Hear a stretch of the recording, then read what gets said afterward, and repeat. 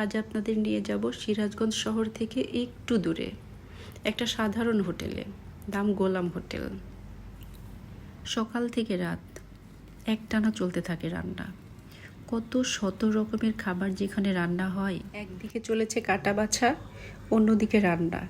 খাবার তৈরি থেকে শুরু করে খাবারের স্বাদ, সব কিছুতেই রয়েছে ঘরোয়া এক ধরনের প্রশান্তি। হোটেলে ঢুকতেই আপনাদের চোখে পড়বে সারি সারি তাদের রান্না করা লোভনীয় সব খাবার। সেখানে গরুর মাংস, নদীর ছোট মাছ, বড় মাছ, চিংড়ি মাছ থেকে শুরু করে সব ধরনের আইটেম।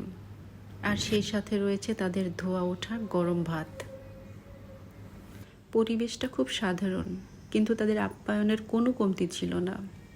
সাদা ভাত, সাথে লেবু, আর আমরা পছন্দ করে নিলাম মুড়িঘণ্ট। আমরা সেই সাথে নিলাম নদীর চিংড়ি মাছ, চিকেন আইটেম, আরও অন্যান্য কিছু। খাবারগুলো দেখেই বোঝা যাচ্ছে এগুলো কতটা স্বাদ হবে। আসলে তাই দেখতে যেমন, ঠিক তেমনটাই হয়েছে। এই হোটেলের খাবারের স্বাদ এতটাই বেশি, দূর দূরান্ত থেকে সবাই আসেন এখানে খাবার খেতে। দোকানে সবসময় ভিড় লেগেই থাকে, সব সময় রান্না হচ্ছে, সব সময় খাওয়ানো হচ্ছে। সকাল থেকে রাত অবধি কর্মচারীদের কোনো ক্লান্তি নেই। তারা সারাদিন তাদের পরিশ্রম করে চলেছেন।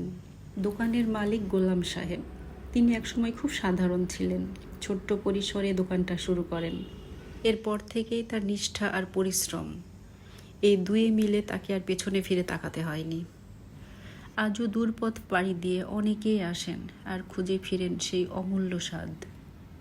এই হোটেলটি এখন শুধু খাবারের জায়গাই নয়, এটা এক টুকরো স্মৃতি, একটু আবেগ, যেখানে প্রতিটি থালায় লুকিয়ে আছে ভালোবাসা আর একটু উষ্ণতার গল্প। আজ এখানেই, ভালো থাকবেন সকলেই।